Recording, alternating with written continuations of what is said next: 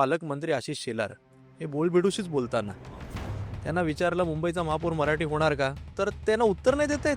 आणि त्याकरता बोलबिडूचे आम्ही मनापासून आभारच मानतो. तुमच्या त्या एका क्लिपनी अर्ध्या लोकांपर्यंत ते हे केलं, त्याच्यावर मुख्यमंत्र्यांना स्पष्टीकरण द्यावं लागलं. त्यामुळे मला असं वाटतं की हे हिंदुत्व विरुद्ध मराठी नाहीये, हा मुंबईचा DNA जपण्याचा हा विषय आहे. म्हणजे आम्ही आणि मनसे आणि समोर शिंदे आणि भाजप या दोघांमध्ये महापौर मराठी होणार की नाही ही जर डिबेट सुरू झाली आहे, मला वाटतं होणार की नाही होणार हा तर पुढचा प्रश्न. तो मराठीच होणार, तो आम्हीच करणार, पण ही डिबेट सुद्धा करावी लागते, ही फार मोठी शोकांतिका आहे. आता पण बुलेट ट्रेनचं काम बंद आहे. का बंद आहे? कारण बुलेट ट्रेनमुळे प्रदूषण होतंय, या सगळ्या भागात श्वास घेता येत नाही. बंद कोणी पाडलंय? महानगरपालिकेनेच बंद पाडले. महानगरपालिका आता कोण आहे? प्रशासक आहे. ते काय आम्ही बंद पाडले? मला प्रश्न हा शिंदे सेनेला आहे की स्वतःला तुम्ही बाळासाहेबांची खरी शिवसेना म्हणता, किमान एकदा तरी तुमच्या मुख्य नेत्यांना सांगा की 30 वर्षापासून मुंबईचा महापौर शिवसेनेचा झालाय, मी स्वतःला शिवसेना म्हणता, एवढं तरी बोलायची धमक ठेवा. जोपर्यंत शाखेतला शिवसैनिक हा एकनिष्ठ आहे, हा उद्धव साहेबांवर मातोश्रीवर प्रेम करणार आहे, तोपर्यंत कोणी किती समोर मोठा मायकला लिहू द्या, आम्हाला कसली चिंता करण्याची गरज नाही. नमस्कार, बोलबिडूमध्ये आपलं स्वागत. बोलबिडूची टीम मुंबईमध्ये पोहोचलेली आहे, कारण मुंबईवरती सगळ्या देशाचं लक्ष लागलं आहे. मुंबई महापालिकेची निवडणूक आणि अर्थातच वेगवेगळे मुद्दे आपण बघतोय, वेगळ्या नेत्यांच्या मुलाखती करतोय. मुंबईमध्ये मुख्यतः जो तरुण आहे, तरुण वर्ग, त्याला कनेक्ट करण्यासाठी काय केलं जाते हे आपण आत्ताच्या मुलाखतीत बघणार आहोत. आणि आपल्यासोबत तरुण आमदार आहेत शिवसेनेचे, वरुण सरदेसाई, त्यांच्याशी आपण बातचीत करणार आहोत. आणि मुंबईमधली छान संध्याकाळ आहे, आम्ही एका बागेमध्ये आहोत त्यांच्याच मतदारसंघामधल्या. तुमचं खूप स्वागत धन्यवाद याच्यामध्ये. मुंबईची जी निवडणूक आहे तर ती आता खूप जवळ आलेली आहे आणि खूप उत्सुकता आहे सगळ्यांना. तसं जर बघितलं तर मुंबईमधला जो तरुण आहे तो संख्येने आणि याने पण खूप मोठा आहे, पण त्याला या सगळ्याबद्दल काय वाटतंय का? तो खरोखर या सगळ्या राजकारणाशी कनेक्ट आहे का? म्हणजे मुळातच मला विचारते की इतकं उभगवान राजकारण झालेलं आहे आणि आपण जर जेनझी वगैरे बोलतो आणि असं बऱ्याच वेळा म्हटलं की त्या लोकांचे आग्रक्रमच वेगळे आहेत आणि त्यांना या निवडणुकीमध्ये कितपत रस आहे किंवा काय. तुमचं एक तरुण आमदार म्हणून सुरुवातीला काय निरीक्षण आहे याच्याबद्दल? बोलबिडूचे आभार. मला असं वाटतं की मुंबईची जी निवडणूक आहे, आणि शेवटी आज जी निवडणूक आहे ती मुंबई महानगरपालिकेची आहे. महानगरपालिकेची निवडणूक ही प्रचंड लोकल निवडणूक असते, आणि त्यामुळे तुम्ही विचारलेल्या प्रश्नाला माझं मत थोडंसं वेगळं आहे. कदाचित ज्या मोठ्या निवडणुका असतात त्यामध्ये युवक हा केंद्रबिंदू नसतो, त्यामध्ये विषय देशाचे असतात, राज्याच्या निवडणुकात मोठे विषय असतात. पण महापालिकेच्या निवडणुकीत तुमचं वॉटर गटर मीटरची निवडणूक असते रे, त्यामुळे युवक हे सगळ्यात मोठी भूमिका बजावत असतात. आज शिवसेनेची गेले 30 वर्ष जी या मुंबई महानगरपालिकेवर सत्ता राहिलेली आहे, याचं कारणच हे आहे कारण शिवसेना हा एक तरुणांचा पक्ष म्हणून ओळखला जातो. अनेक तरुणांची संख्या आजही या पक्षामध्ये आहे आणि तो ओढा आहे. आणि त्यामुळे जेव्हा हे लोक निवडणूक हातात घेतात त्यावेळी शिवसेनेनी आता निवडणूक जिंकणार असं जे काही चित्र तयार होतं ते नेहमीप्रमाणे या वेळेला सुद्धा ते चित्र आता हळूहळू तयार व्हायला झालेलं आहे. कारण आपण पाहिलं असेल की न्यू इयर नंतरच प्रचार सुरू झाला, पण सुरुवातीला निवडणुकीत जी एक धामधूम असते ती होत नव्हती, पण आता गेले 2-4 दिवस दिसते. त्यामुळे पाहूया. बरोबर, तुम्ही अगदी म्हणाल, बरोबर आहे की तरुण सळसळतं रक्त किंवा तारुण्य हे शिवसेनेचं जे आहे ते वैशिष्ट्य राहिलेलं आहे. मला असं विचारायचं आहे की मराठी तरुण म्हणजे असं मुंबईमध्ये आपण कॉस्मोपॉलिटन आहे, पण सुरुवातीला मराठी तरुणांबद्दल विचारूयात की मराठी तरुण जो आहे, असा तरुण की जो आता तुमची माझी पिढी असेल किंवा आपल्या आधीच्या पिढ्यात, तर आपल्याला आहे मराठीबद्दल अस्मिता आहे, मुंबईबद्दल एक प्रकारची आत्मीयता आहे किंवा बाळासाहेब ठाकरेंनी जे काही केलं ते सगळं आहे, बरोबर आहे. परंतु असा तरुण वर्ग की जो कदाचित जन्मलाच एका अशा ह्याच्यामध्ये की त्याला त्याचं फार बर्डन पण नाही आहे किंवा त्याला त्याची फार देणं घेणं पण नाही आहे, तर अशाशी तुम्ही कनेक्ट कसं होत आहे? नाही, तुमचा अतिशय चांगला प्रश्न आहे. कारण आत्ताची जी पहिल्यांदा मतदान करणारी पिढी आहे यांचा जन्म हा 2003-2004 असा आहे. आणि त्यामुळे मी काय स्वतःला म्हणजे मी आहेच तरुण, पण माझी सुद्धा आता त्याच्या पुढची आधीची पिढी आहे. आणि त्यामुळे आम्हाला जेवढा तो सगळा विषय माहिती होता तेवढा आत्ताच्या जरी तरुणाईला नसेल माहिती, तरी देखील मुंबई ही मुंबईकरांची आणि मुंबई ही मराठी माणसाची असावी ही भावना, जरी तो अजून 18 वर्षाचा असेल, 20चा असेल, तरी त्याच्या मनामध्ये आहे, हे नक्की आहे. आज होतंय असं की प्रचंड मोठ्या प्रमाणात सुरुवातीपासूनच, पण आता कॉर्पोरेटच्या जगामुळे संपूर्ण राज्यभरातून देशभरातून लोक हे मुंबईत येतात. खास करून जेव्हा ग्रामीण भागातनं, महाराष्ट्राच्या ग्रामीण भागातनं जेव्हा तरुण हे मुंबईत येतात, तेव्हा मुंबई ही आपली आहे, शेवटी महाराष्ट्राची आहे. आणि इकडचं मराठी पण कधी कमी होऊ नये हे प्रत्येकाला वाटत असतं. मग कोण जॉबला येतं, कोण कॉलेजला येतं, कोण नोकरी आल्यावर येतं. आणि मग तेव्हा ते जेव्हा एखादा फ्लॅट रेंटवर घ्यायला जातात, तेव्हा त्यांना सांगितलं जातं की बाबा इथे मराठी लोकांना आम्ही घेणार नाही, किंवा असं सांगितलं जातं की तुम्ही नॉनव्हेज खात असाल तर तुम्हाला इकडे परमिशन नाही. आणि त्यामुळे हा एक असंतोष त्या तरुणांच्या मनामध्ये. शेवटी 107 हुतात्मे दिल्यानंतर आपल्याला ही मुंबई मिळालेली आहे. तुम्ही म्हणालात तसं कदाचित त्यांना इतिहास थोडासा कमी माहिती असेल, पण आपली मुंबई ही मराठी माणसाच्या हातातच राहिली पाहिजे, ही भावना 100% आहे. तुम्ही फार महत्त्वाचा एक मुद्दा मांडला, की मुंबई म्हटल्यानंतर घर. कोणाला असं वाटतं की मुंबई ही ड्रीम सिटी आहे, बरोबर आहे. एक स्वप्नांचं शहर आहे. इथं वेगवेगळ्या ॲस्पिरेशन्स घेऊन इकडं तरुण येत आहेत. आणि त्याला जर का मुंबईमध्ये बसताना वाचायचं असेल तर सगळ्यात महत्त्वाचं म्हणजे घर आहे. आणि ही घरं जी आहेत ती परवडणारी पाहिजेत. असं एक आत्ता म्हटलं आहे की मुंबईमध्ये इतके मोठमोठे टॉवर, मुंबई कारण उभी वाढते समुद्र आणि या सगळ्या याच्यामुळं मर्यादा आहे. या टॉवरमध्ये कोण राहते, त्याच्यामध्ये मराठी माणूस अक्षरशः शोधावा लागतोय. तर त्याच्याकरता काय आहे, की तुम्ही जसं म्हणाले की मुंबई जर ही मराठी राहिली पाहिजे, तर मराठी माणसांनी तर राहिली इथं ती राहिले पाहिजेत ना. कारण हद्दपार अनेकांचं म्हणणं आहे की एकतर मुंबईमध्ये आता मराठी माणूस उरलाय किती, हद्दपार झालेला आहे. परंतु जो कोणी आहे किंवा जो कोणी येऊ घातलेला आहे, त्याला जर इथं बस्तान वाचायचं असेल, तर हा जो घराचा मुद्दा आहे, तर त्याच्याबद्दल तुमचं काय आहे? एक कसं आहे बघा, की मराठी माणूस हा सुरुवातीपासून शिवसेनेच्या स्थापनेपासून आमचा केंद्रबिंदू राहिलेला आहे. आज जर मराठी माणसाला तुम्हाला सक्षम करायचं असेल, तर त्याच्या हाताला तुम्हाला रोजगार द्यावा लागेल, तुम्हाला घरं निर्माण करावी लागतील.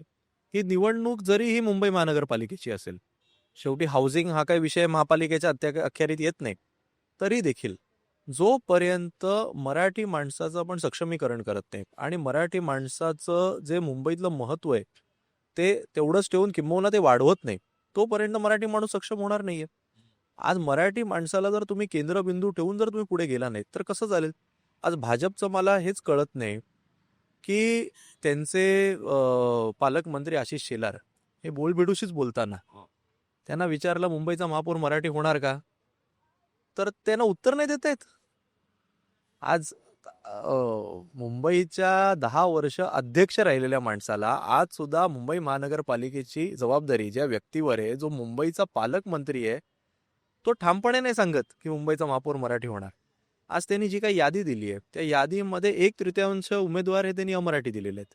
त्यांनी जे काही खासदारकीला उमेदवार उभे केले त्यातले अर्धे अमराठी होते. त्यांनी जे काही आमदारकीला उमेदवार दिले त्यातले अर्धे अमराठी त्यांनी दिले.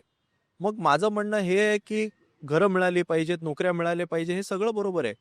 पण पॉलिटिकल लिडरशिप जी आहे, पॉलिटिकल लिडरशिप तर मराठी माणसाच्या हातात असली पाहिजे ना. शेवटी पॉलिटिकल लिडरशिप ड्राईव्ह चेंज, बरोबर की नाही? ठामपणे आम्ही जे दिवसा डोळ्या जोरजोरात सांगतो, बेंबीच्या देठापासून सांगतो, मुंबईने जे काय मुंबईला जे काय महापौर शिवसेनेने दिले ते सगळे मराठी दिले, आम्ही आज पण सांगतो. मग तुम्ही का नाही ते मान्य करत? आणि मग जेव्हा बुमरँग झालं तेव्हा स्वतः मुख्यमंत्र्यांना जसं स्टेटमेंट द्यावं लागतं. मला वाटतं मुंबईचा महापौर मराठी होणार हे सांगायला स्टेटमेंट देण्याची गरजच नाही पडली पाहिजे. हे एक अंडरस्टँडिंगच असलं पाहिजे सगळ्या पक्षांमध्ये. पण आज आपण या वळणावर येऊ टाकलोय की दोन पक्ष, जे दोन समोरासमोर उभे असलेले पक्ष आहेत, म्हणजे आम्ही आणि मनसे आणि समोर शिंदे आणि भाजप, या दोघांमध्ये महापौर मराठी होणार की नाही ही जर डिबेट सुरू झाली आहे, तर मला वाटतं होणार की नाही होणार हा तर पुढचा प्रश्न. तो मराठीच होणार, तो आम्हीच करणार, पण ही डिबेट सुद्धा करावी लागते. ही फार मोठी शोकांतिका आहे. वरून मला सांगा, तुम्ही आता आमदार आहात, तुम्ही जो भाग रिप्रेझेंट करताय त्याच्यामध्ये दक्षिण मुंबईसारखा पण भाग येतो, म्हणजे जो उच्चभ्रू समजला जातो. आता हा कॉस्मोपॉलिटन पण आहे आणि निश्चितपणे तुम्ही तरुण पिढीचे प्रतिनिधी आहात. त्यामुळं जरी मराठीसाठी शिवसेना लढत असली, मराठी महापौर व्हायला पाहिजे, हे सगळं बरोबर आहे, म्हणजे यात काही वावगं नाही. परंतु जो अमराठी तरुण पण आहे, तो पण आहे, तर त्याला शिवसेनेकडे आकर्षित करण्यासाठी किंवा त्यांनी का मत द्यावं शिवसेनेला? बघा काय माहितीये का, की आज शिवसेनेची सत्ता ही गेले अनेक वर्षानुवर्ष आपल्या या मुंबईवर राहिलेली आहे. 30 वर्षापासून शिवसेनेची इकडे सत्ता आहे. तरी देखील टाटा, अंबानी, बिर्ला, अदानी आणि सगळे मोठे समूह, महिंद्रा असतील, हे सगळे मुंबईतच राहतात. आज अख्खं बॉलिवूड हे मुंबईतच राहतं. आज देशभरातनं असंख्य अमराठी तरुण हे मुंबईत येतात, काम करतात. आम्हाला कोणाचाच काही प्रॉब्लेम नाही आहे. आम्हाला कुठल्या भाषेचा पण प्रॉब्लेम नाही आहे. आम्हाला अमराठीची प्रॉब्लेम नाही आहे. आमचं म्हणणं एवढंच आहे, की मराठी माणसाला डिवचू नका. आम्ही मराठी भाषा बोलणारच नाही. आम्ही मराठी भाषेचा द्वेष करू. आम्ही मराठी पाट्या लावणार नाही. ही मुजोरी नको. 30 वर्षापासून शिवसेनेच्या हातामध्ये मुंबई महानगरपालिकेची सत्ता आहे. कुठल्या अमराठी माणसाला त्रास झाला? आज 10 वर्षापासून गुजरातचं एवढं मार्केटिंग केलं गेलं. माझा थेट सवाल भाजपला आहे. मला 5 मोठ्या लोकांची नावं सांगावीत, जे मुंबई सोडून गुजरातला गेले. गुजरात भाजपकडे होती, मुंबई शिवसेनेकडे होती. मोदी साहेब देशाचे पंतप्रधान झालेत. 5 नावं सांगा. कुठला बॉलिवूडवाला गेला, कुठला बिझनेसवाला गेला. आज देशभरातले क्रिकेटर, तुमचा MS धोनी असेल, विराट कोहली असेल, रोहित शर्मा असेल, कुठल्याही देशातले ते असतील तरी ते आज मुंबईतच येऊन राहतात. म्हणजे मुंबईच्या नागरी सेवा आम्ही काहीतरी चांगल्या दिल्यात म्हणून राहतात ना. कुठल्या मराठी माणसाला त्रास झालाय मुंबईत? अजिबात होत नाही. मराठी माणसाचा तुम्ही रिस्पेक्ट करा. आणि आमच्यासाठी मराठीची व्याख्या ही बाळासाहेबांनी सांगितलेली आहे. प्रत्येक व्यक्ती, मग त्याचा आडनाव आम्ही पाहत नाही, त्याचा जात पाहत नाही, त्याची धर्म पाहत नाही. तो जर मुंबईकरांचा मान सन्मान राहणार असेल, एक संधवून राहणार असेल, आपल्या गणेश उत्सवात सहभागी होत असेल, आपल्या सगळ्या सण समारंभांमध्ये सहभागी होत असेल, आपला मुंबईकर म्हणून राहत असेल, मराठी माणसाचा सन्मान करत असेल, तो मराठीच आहे. आम्ही काय प्रत्येकाची काय लँग्वेज टेस्ट नाही घेत. मराठीचं व्याकरण दाखव. तू प्रयत्न तर कर. आज आज माझे किती अमराठी मित्र आहेत. माझ्या कॉलेजमध्ये मी इंजिनिअरिंग शिकलो, मी शाळेमध्ये गेलो. माझे गुजराती मित्र आहेत, माझे ख्रिश्चन मित्र आहेत, माझे साऊथ इंडियन मित्र आहेत. मी त्यांच्या सणामध्ये सहभागी होतो, ते होतात. आम्ही कधी एकमेकांचा असा विचार पण केला नाहीये, कारण ते सुद्धा मराठी भाषेचा तेवढा मान सन्मान पण मला वरून सांगा की ही जी मुजोरी आहे ही मराठी नाही बोललं तरी चालेल किंवा मी मराठी बोलणार नाही असं मध्ये एक जण म्हणाला तर काय करायचं ते करा, किंवा तुम्ही जर शाकाहार करणार असाल तरच तुम्ही थांबा, नाहीतर तुम्हाला या सोसायटीत प्रवेश नाही. ही मुजोरी का वाढली? ही बाळासाहेब ठाकरे असताना नव्हती. तेच मग झालं. तो धाक म्हणा किंवा तो का, म्हणजे काय झालं? तर झालंय असं, की ही जी काय मुजोरी आहे आणि हे जे मुजोरी करणारे लोक आहेत, यांच्या मागे आता पॉलिटिकल लिडरशिप उभी राहायला लागली. यांच्या मागे त्यांना एक वोट बँक म्हणून बघितलं जातं. आज आशिष शेलार, मी परत एकदा त्यांचं नाव घेतो, मी काय कोणावर पर्सनल टीका युजली करत नाही, मी फक्त त्यांच्या पॉलिटिकल स्टेटमेंटवर बोलतो. आज आशिष शेलार यांची ही राजकीय अपरिहार्यता आहे, की त्यांना असं ते उघडपणे सांगू नाही शकत की मुंबईचा महापौर हा मराठी होणार. कारण त्यांना भीती आहे की जर असं बोललो तर जे मुजोरी करणार आहेत, मराठी माणसावर ते द्वेष करणार आहेत, ती वोट बँक आपल्यापासून तुटेल. आज ही परिस्थिती त्यांच्यावर आलेली आहे. मला असं वाटतं की या गोष्टी नॉन नेगोशिएबल असल्या पाहिजेत. यांच्या मागची पॉलिटिकल लिडरशिप हटवा. कोणाची हिंमत होते बघा. आज बिनधास्तपणे RSSचे काही ज्येष्ठ नेते हे घाटकोपरमध्ये येऊन बोलतात. घाटकोपरची भाषा ही गुजराती. ते काय करतात माहितीये का? ते कशी भाजपची, उद्धव साहेब आम्हाला नेहमी सांगतात, एक टाचणी मारून बघतात. लागली तर लागली. जर खपवून गेलं ना, मग तो प्रेशर वाढवत राहायचं. आणि जर उद्रेक झाला तर लगेच मागे यायचं. आम्हाला म्हणायचं नव्हतं. परवा कृपाशंकर सिंग, भाजपचे ज्येष्ठ नेते, म्हणतात उत्तर भारतीय महापौर करणार. लगेच उद्रेक आला, लगेच बॅकट्रॅक झाले. त्यांनी, भाजप हे फार विचार करून खेळणारी पक्ष आहे. ते काय असे सरळ साध्यांचा तो पक्ष नाही. फार विचार करून ते करतात हे सगळं. त्यांनी ठरवलं, आधी गुजराती विषय करून बघितला, मध्ये तो आमच्याकडे काय नाही तो कबुतरांचा विषय करून बघितला. म्हणजे मराठी लोकांना कॉर्नर करायला आपल्याला काय करावं लागेल आणि आपली वोट बँक कशी सेव्ह करायला लागेल. माझं म्हणणं आहे, पॉलिटिकल लिडरशिप यांच्या मागची गेली ना, त्यांना बरोबर सगळे सरळ होतील. मला दुसरं एक विचारायचं आहे की आता हा बरोबर तुम्ही हा भाग मांडला, मराठीचा मुद्दा आहे, तरुण आहे ते वगैरे सगळ्यापासून इन्फ्रास्ट्रक्चर. मला सांगा की खूप मोठा वर्ग असा आहे की जो आज बघतोय की मुंबई ज्या पद्धतीनं झपाट्याने तिकडे आता मेट्रो झालेली आहे, अंडरग्राऊंड मेट्रो झालेली आहे, त्यानंतर जो कोस्टल रोड झालेला आहे, आता नवी मुंबईचं विमानतळ होत आहे, तर ही डेव्हलपमेंट होती आहे आणि याच्यावरून प्रतिदावे होणार बाबा. म्हणजे हे म्हणणार देवेंद्र फडणवीस की सगळं आम्ही केलं, अगदी BTD चाळ जी आहे ती पण आम्ही केली, माडाला दिली, तुमचा तर डोळा बिल्डरवरती वगैरे होता, किंवा तुम्ही काय केलं सांगा, उद्धव ठाकरेंनी एक विकासाचं काम सांगा, मी 1000 रुपये वगैरे देईन वगैरे. तर मला काय म्हणायचं की या सगळ्या इन्फ्रास्ट्रक्चरकडं, विकासाकडं बघणारी पण पिढी आहे की ज्याला मगाशी आपण जसं म्हटलं की कदाचित भाषिक अस्मिता किंवा मराठीचा मुद्दा वगैरे तेवढा असा तितका काय आहे की 2012ची जी आम्ही BMCची निवडणूक जिंकलो, ती आम्ही तेव्हा भाजप आमच्या सोबत होती. तेव्हा आमची टॅगलाईन होती, करून दाखवलं. केवळ केलेल्या कामांच्या जोरावर आम्ही जिंकलो. आम्ही राज्य सरकारमध्ये नव्हतो. शिवसेना मोठा भाऊ, भाजप छोटा भाऊ म्हणून आम्ही जिंकलो. 2017ला आम्ही भाजपच्या विरोधात लढलो. तेव्हाची आमची टॅगलाईन होती, पुन्हा करून दाखवलं. केलेल्या कामं दाखवली, मुंबईकरांनी विश्वास दाखवला. यावेळची आमची टाईकलाईन आहे, होय हे आम्ही केलं. तुम्ही जर इकडनं हायवे बघितलं मी. हो. तुम्ही पाहिलं असेल, आम्ही केवळ केलेली कामं दाखवली आहेत. भाजपने लावलेल्या होर्डिंगवर काहीतरी एक यमक जुळवलंय आणि फडणवीस साहेबांचा आणि त्याच्यावर थोडासा मोठा मोदी साहेबांचा फोटो आहे. मग आम्ही केलेल्या कामांच्या जोरावरच मतं मागतोय. पण शेवटी आज आमचा मोठा राजकीय पक्ष आहे. केलेल्या कामांच्या जोरावर आणि त्यासोबतच आमची जी विचारधारा आहे ती तर आम्हाला लोकांना सांगावी लागेल. त्यामुळे जेव्हा आम्ही मराठी माणसाला केंद्रबिंदू ठेवतो तो आमच्या विचारधारेचा विषय. केलेली कामं म्हणजे कोस्टल रोड हा 100% आम्ही केला. 100%. माझं काय मत आहे, माझं भाजप आणि शिंदे या दोघांना माझे एक सिंपल प्रश्न आहे. एक तर मान्य करा की 30 वर्ष मुंबई महानगरपालिका ही आमच्याकडे होती आणि त्यामध्ये तुमचं 0 कॉन्ट्रीब्युशन आहे. किंवा मान्य करा की आपण दोघं पार्टनरशिपमध्ये होतो. जर तुम्ही म्हणालात की 100% आमचं याच्यात आहे, तर कोस्टल रोडला 100% पैसा हा मुंबई महानगरपालिकेचा आहे. स्टेट गव्हर्नमेंटचा एकही रुपया नाहीये, अर्धा पैसा सुद्धा नाहीये. मग मुंबई महानगरपालिकेच्या जर पैशातून कोस्टल रोड उभा राहिलाय, तेच मुंबई महापालिका जिथे महापौर हा शिवसेनेचा होता, मग ते क्रेडिट भाजपचं कसं झालं? म्हणजे एका बाजूला सांगायचं एवढा भ्रष्टाचार झाला, तेव्हा हे नाही सांगायचं की भाजपचा उपमहापौर आमच्यासोबत होता वर्षानुवर्ष. म्हणजे काही जर एखाद्या रस्त्यात कुठे खड्डे असतील तर हे शिवसेनेमुळे खड्डे पडले, पण जर कोस्टल रोड बनला तर तो आम्ही बनवला. अशी दुटप्पी भूमिका नाही दुसरा एक चालणार. आक्षेप असा घेतला जातो की विकास विरोधी आहेत तुम्ही लोक बुलेट ट्रेनला विरोध करता किंवा तुमच्यामुळे जी मेट्रोची कारशेड आहे ती रखडली आणि त्याची किंमत बघा किती वाढलेली आहे. आणि त्यावेळेस ते म्हणतात की जो काही पर्यावरणाचा मुद्दा होता किंवा झाडाचा मुद्दा होता त्याच्यामध्ये काही फार दम नव्हता. तर कुठंतरी असं पण एक नरेटिव्ह सेट केलं जातं की माझं एक मत आहे, पर्यावरणाच्या मुद्द्यामध्ये दम नव्हता. हे ते सांग नाही, ऐका ना, हे भाजपनी उघडपणे हे एकदा ज्येष्ठ नागरिकांच्या मध्ये उभं राहून बोलून दाखवावं. आज मुंबईमध्ये श्वास घेता येत नाही असा AQI तयार झालाय आणि त्यामध्ये तुम्ही आरेचं जंगल तोडायला घेतलेलं. आज जी कारशेड आम्ही जिथे कांजूरमार्गला बनवणार होतो, आम्ही काय मेट्रोला विरोध नव्हता केला. कारशेड आरेची झाडं तोडू नका आणि ती कांजूरमार्गला बनवा. तेव्हा आम्हाला सांगितलं मिठागरे तिकडे बनवता येणार नाही. आज त्याच जागावर धारावीचा पुनर्वसन प्रकल्प राबवला जातोय.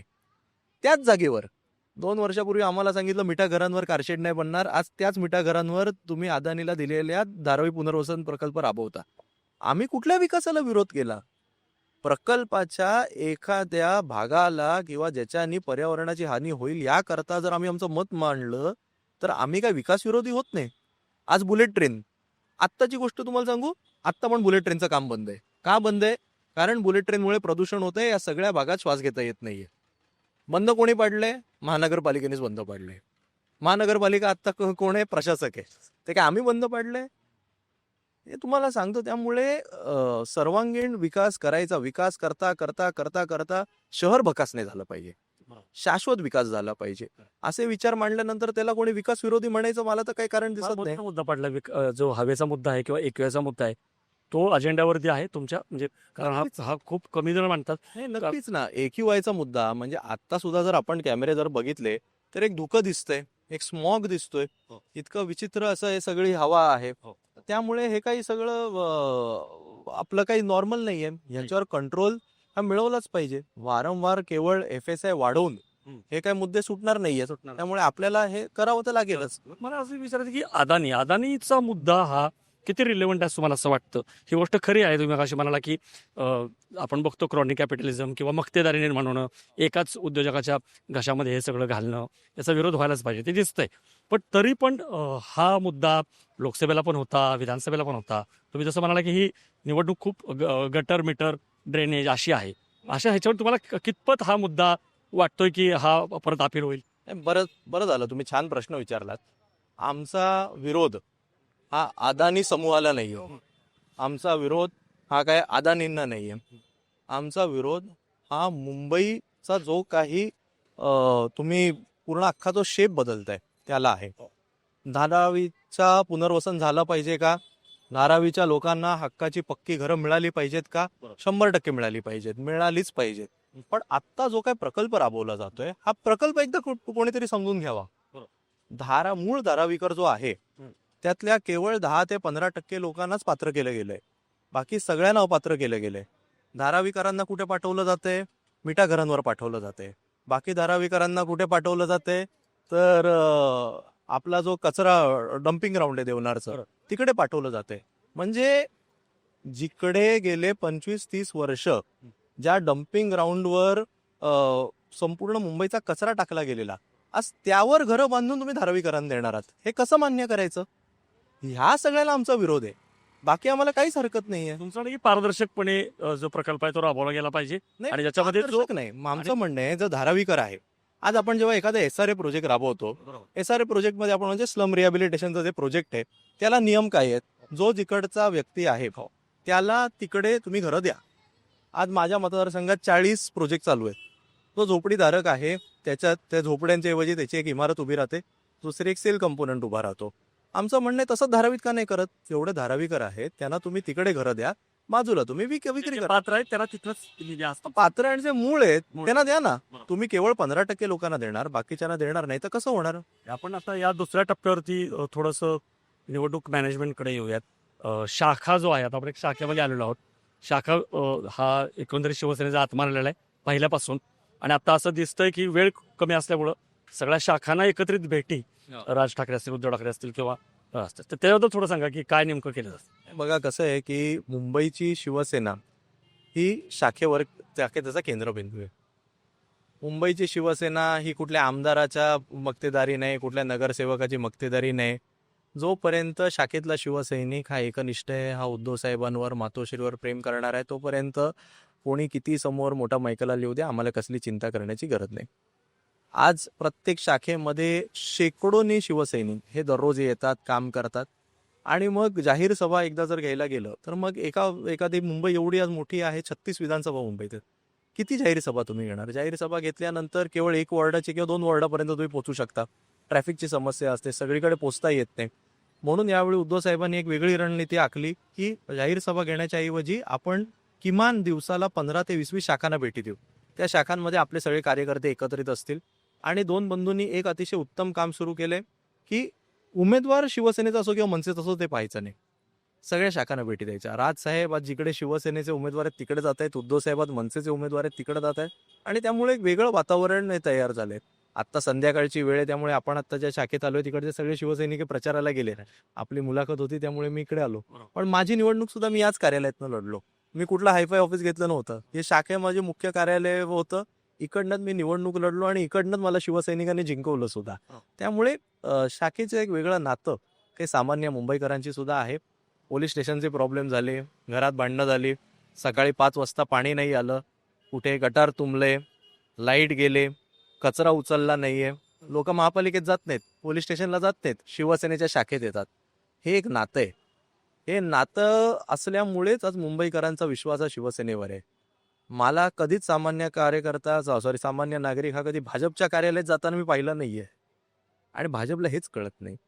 दुसरं मला विचारायचं की अजून एक चित्र बघितलं की आदित्य आणि अमित प्रेझेंटेशन करतायत, आणि ते पण जे युवकांना केंद्रीभूत ठेवून चांगल्या चांगल्या कल्पना त्याच्यामध्ये आहेत की म्हणजे बागा असल्या पाहिजेत, अगदी पेट गार्डन असल्या पाहिजेत, किंवा असे काही म्युझिकल रिसॉर्ट आहेत वगैरे.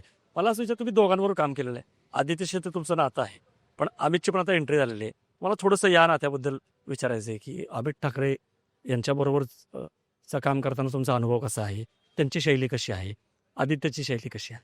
नाही, आदित्यजींसोबत तर मी लहानाचा मोठा झालोय. अमितजींसोबत मी अजून फॉर्मली काम केलेलं नाहीये, पण मी त्यांना जो काही भेटलोय गेल्या 3 महिन्यात एक 4-5 वेळा आमची इनफॉर्मली अतिशय छान आमच्या गप्पा झाल्या, हे झालं. आणि शेवटी कसं आम्ही एका वयाचे आहोत. सगळे एक एक कॉमन आमचे मित्रवर्ग हा कॉमन आहे, त्यामुळे गप्पा मारायला हे करायला भरपूर कॉमन विषय असतात, आणि माइंडसेट थोडाफार आमचा सेम असतो. आमचा दोघांचा आता मी शेवटी आज इकडे वांद्र्याचा आमदार असल्या कारणानं माझ्यावर ही जबाबदारी असल्या कारणानं मी ठरवलेलं की आपण वांद्रा सोडून कुठेच जायचं नाही. आपण आपलं दिले गेलेलं टार्गेट हे पूर्ण करायचं. आज ते त्यांच्या पक्षाचे नेते आहेत, आदित्यजी आमच्या पक्षाचे नेते आहेत, त्यामुळे ते दोघं त्यांची जी जबाबदारी आहे ते संपूर्ण मुंबईभर प्रचार करतायत, तिकडे फिरतायत. त्यामुळे आमचं काम असं आम्ही अजूनपर्यंत एकत्र केलं नाही आहे, पण मला नक्कीच त्यांच्यासोबत सुद्धा काम करायला आवडेल. शेवटी 1-2 प्रश्न विचारतो या मुलाखतीच्या संपताना, की तरुण आहात तुम्ही, तुम्ही आहात, आदित्य आहात. जेव्हा जागा वाटप वगैरे झालेलं आहे तर त्याच्यामध्ये किती तरुणांना आपण संधी दिलेली आहे.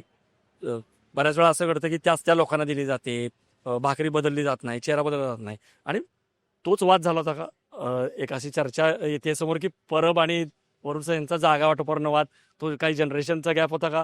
की म्हणजे तरुणांना प्रेझेंटेशन मिळावं वगैरे, काय होतं नेमकं? नाही, काय आहे की मी अगदी अभिमानाने सांगतो की शिवसेना उद्धव बाळासाहेब ठाकरे पक्ष हा आज जर तुम्ही उमेदवारांची वयाची सरासरी काढली तर सगळ्यात तरुण पक्ष म्हणून समोर येईल.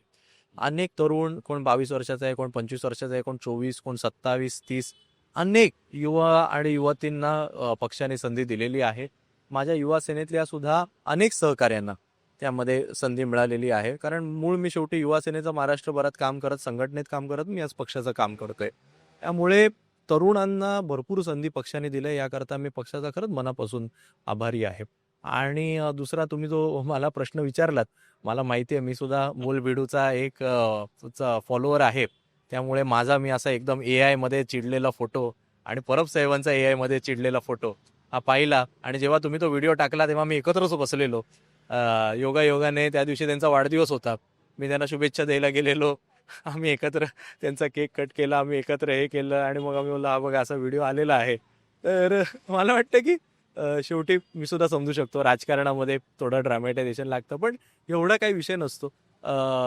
कसं असतं की इलेक्ट्रल मेरिट हे पाहून अनेक वेळेला पक्ष निर्णय घेत असतो आणि या वेळेला या निवडणुका साधारणतः 8-9 वर्षानंतर होत आहे.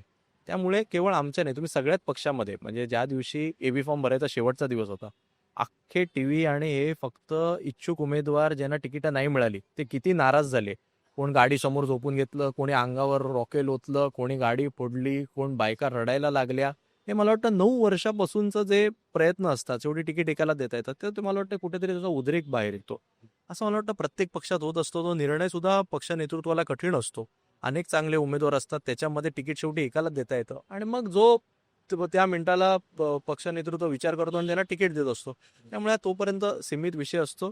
आम्ही सगळे एकत्र काम करतोय. आज वांद्र्यामध्ये माझ्यासमोर हे टार्गेट आहे की 7 नगरसेवक हे 7 वॉर्ड माझ्याकडे येतात. 7च्या ठिकाणी आज मशाल उभी आहे. जास्तीत जास्त माझा प्रयत्न असा आहे की 7चे 7 नगरसेवक हे आपले निवडून आले पाहिजेत. त्यामुळे आम्ही ती सगळी जबाबदारी निभावतोय. मला खात्री आहे, मुंबईकरांचा विश्वास आहे, तरुणांची सोबत आहे, सगळ्यात जास्तीत जास्त जागा निवडून येईल. शेवटचा प्रश्न, सगळ्यांचे आपापले असेसमेंट आहेत. फडणवीस तर म्हणतायत की मुंबईचा महापौर हा महायुतीचा होणार, भाजपचा होणार असं म्हणत नाहीत. हिंदू मराठीचं महायुतीचं म्हणतायत. आणि उद्धव ठाकरे, राज ठाकरे यांना काही फार जागा मिळणार नाहीत, राज ठाकरेंचा फार मोठा पराभव होईल, उद्धव ठाकरेमुळे त्यांचं नुकसान होतंय वगैरे वगैरे काय काय. तुमचं काय असेसमेंट आहे, तुमचं काय आकलन आहे? आणि तुम्ही जसं म्हणाला की कुणी तरुण महापौर पदासाठी काही चेहरा वगैरे तुम्ही निवडलाय का काय? नाही, महापौर वगैरे म्हणजे व्यक्ती कोण होईल मला वाटतं हे तर ठाकरे बंधू ठरवतील, तोच होईल. मला पूर्ण मनामध्ये माझा पक्का आहे. आणि मी तुम्हाला एक सांगतो की आम्ही जे काही फिरतोय लोकांमध्ये, अतिशय उत्तम प्रतिसाद हा शिवसेना आणि मनसे दोघांनाही मिळतोय. आमच्या उमेदवारांना मिळतोय. आम्ही तिकडे केलेलं काम आहे आणि 30 वर्षांपासून लोकांची एक नातं आहे. आज शेवटी फडणवीस साहेब हे मुख्यमंत्री आहेत, त्यांच्या पक्षाचे नेते आहेत, त्यांना ते बोलणं भाग आहे, त्याच्यात काही मी हे करणार नाही. मला प्रश्न हा शिंदे सेनेला आहे की स्वतःला तुम्ही बाळासाहेबांची खरी शिवसेना म्हणता, किमान एकदा तरी तुमच्या मुख्य नेत्यांना सांगा की 30 वर्षापासून मुंबईचा महापौर हा शिवसेनेचा झालाय, तुम्ही स्वतःला शिवसेना म्हणता, एवढं तरी बोलायची धमक ठेवा. शिंदे फॅक्टर आहे, जाणवते तुम्हाला कुठं मुंबईमध्ये? 90 जागा घेतल्यात त्यांनी. जागा वाटपामध्ये तर असं म्हणताय सगळेजण की त्यांना 84 पेक्षा जास्त 90 जागा मिळाल्या. नाही, 84 पेक्षा जास्त कसं झालं? मग भाजप तर 82 जिंकलेलं. 82 वरनं त्यांनी 150 घेतल्या आणि हे स्वतःला शिंदे सेना, स्वतःला शिवसेना म्हणणार, यांनी 84च्या 90 घेतल्या. त्यामुळे हे काय जागा वाटप आहे त्यांचं त्यांना माहिती. तर त्यांचं त्यांना काय लक लाभो, आपल्याला काय त्याशी घेणं देणं नाही. पण मी तुम्हाला सांगतो, ठाकरे बंधूंच्या विचाराचा आणि ते सांगतील तो महापौर निवडून येणार. आणि शेवटचा प्रश्न, भाजप परत परत हिंदुत्वाच्या पिचवरती एक लढाई आणतंय. त्यामुळं पाकिस्तान होईल, उद्धव ठाकरेंचं हे आलं तर खान महापौर होईल वगैरे वगैरे सुरू आहे. आणि ठाकरेंची जी आता रणनीती दिसते ती मराठीची आहे की मराठी माणसाच्या अस्तित्वाची लढाई आहे. म्हणजे कुठंतरी एक हिंदुत्व विरुद्ध मराठी असं एक नरेटिव्ह किंवा असं एक ग्राउंड जे आहे ते तयार झालेलं आहे. अगदी शेवटचा प्रश्न, काय होईल नक्की? मराठी विरुद्ध हिंदुत्व असं काय? नाही नाही, अजिबात मराठी आणि हिंदुत्व हे काही वेगळ्या गोष्टी नाहीयेत. शेवटी फडणवीस पण हेच बोलतायत. नाही, पण ते बोलायला कचरतात ना की मराठी महापौर होईल.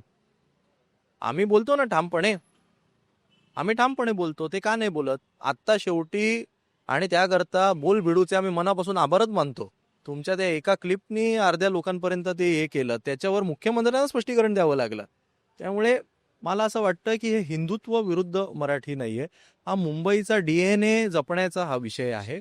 आम्ही तो DNA जपलाय. आम्ही पुढे सुद्धा जपत राहू. उगाच काहीतरी त्यांचे अध्यक्ष काय जपानची आणि न्यूयॉर्कची आणि याची त्याची काहीतरी ओळख सांगत असतात. त्यांनी सांगितल्यावर इकडचा महापौर आज आला. त्यांचेच 10 व्हिडिओ आले नंतर वेगवेगळ्या ह्याच्यात बोलताना. आणि उगाच हिंदू मुस्लिम करण्यात काही अर्थ नाही. आमचं म्हणणं आहे मराठी भाषेचा मान सन्मान करा. तुम्ही कुठल्याही जातीचे असा, कुठल्याही भाषेचे असा, तुम्ही सगळे आमच्यासाठी मराठी आहात. एवढं आमचं सरळ सोपी व्याख्या आहे.